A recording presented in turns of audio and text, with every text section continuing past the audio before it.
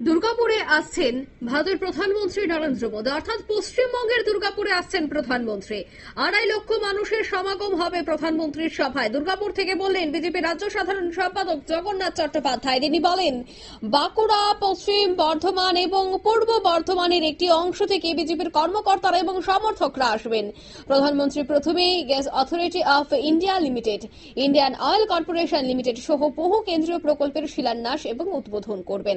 তারপরেই নেহেরু স্টেডিয়ামে জনসভায় যোগ দেবেন। তাদের লক্ষ্য রয়েছে 2 থেকে 2.5 লক্ষ মানুষের এই জনসমাবেশে আসা। চলতি মাসের 18 তারিখে বিহারের মতিহারি থেকে দুর্গাপুরের অন্ডালের কাছে নজরুল ইসলাম বিমানবন্দরে আসবেন প্রধানমন্ত্রী নরেন্দ্র মোদী। তারপরেই তিনি সেখান থেকে দুর্গাপুরের নেহেরু স্টেডিয়ামে পৌঁছাবেন। সে নিয়ে চূড়ান্ত তৎপরতা শুরু করেছে রাজ্য এবং কেন্দ্রীয় বিজেপি নেতৃত্ব। দুর্গাপুরে আছেন প্রধানমন্ত্রী নরেন্দ্র মোদী, সে বিষয়টাই তুলে ধরলেন পশ্চিমবঙ্গ বিজেপির সাধারণ সম্পাদক জগন্নাথ চট্টোপাধ্যায়। কি বলছেন তিনি, শোনাবো।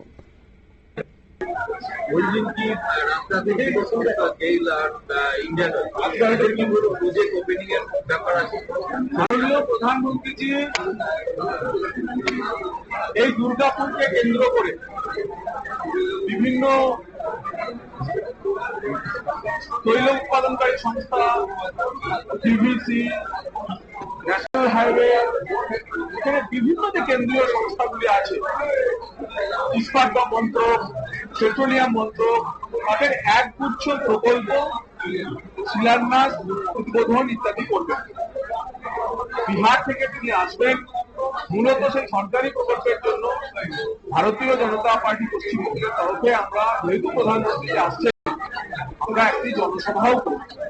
সরকারি অনুষ্ঠানে অংশগ্রহণের পাশাপাশি প্রধানমন্ত্রী জনসভায় অংশগ্রহণ করবেন এবং ঐতিহাসিক জনসভা সেদিন দুর্গাপুরের মাটিতে দুর্গাপুরের মানুষ। দুর্গাপুর স্টিল প্ল্যান্ট অনেকদিন ধরেই এই কারখানার আধুনিকীকরণের দাবি আছে, সেটাও বার্নপুর যেমন প্যাকেজ পেয়েছে, আপনারা দুর্গাপুরকেও মানে এরকম প্যাকেজ দেওয়ার কোনো কথা আপনাদের প্রধানমন্ত্রী? দেশের প্রধানমন্ত্রী কোন একটি স্থানে তার ভ্রমণ করলে, তার সভা ঠিক হলে শুধুমাত্র কোন একটি স্থানীয় ইস্যুর উপর ভিত্তি করে সেই সভা হয় তা না। সামগ্রিক ভাবে পশ্চিমবঙ্গের হাল ফেরানোর লড়াই হচ্ছে ভারতীয় জনতা পার্টি।